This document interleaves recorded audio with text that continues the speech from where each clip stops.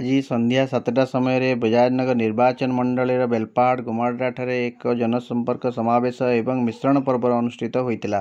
एथिरे बीजेपी विधायिका श्रीमती राधाराणी पंडा बीजेडी रे योगदान करथिले एवं बहु संख्यार लोक बीजेडी रे योगदान करथिले। आज बेलपाड़ जनसंपर्क समावेश रे उपस्थित थिबा आजिर सम्मान्य अतिथि आमर सम्मान्य विधायिका श्रीमती अलका महांती, लोकसभा प्रार्थी प्रणीता मिश्र और अन्यतम वरिष्ठ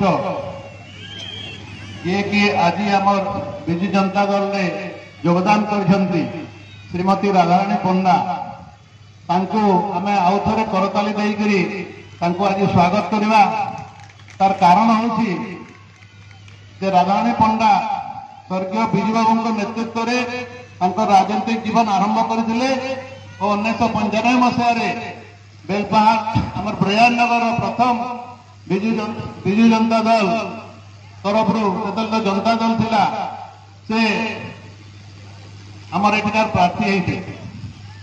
राजनीतिक जीवन बहुत लंबा करियर बहुत एपटे सेपटे बाटबणा भी होते। मु आज मोर आंतरिक सहित कहूँ जे पुणी थरे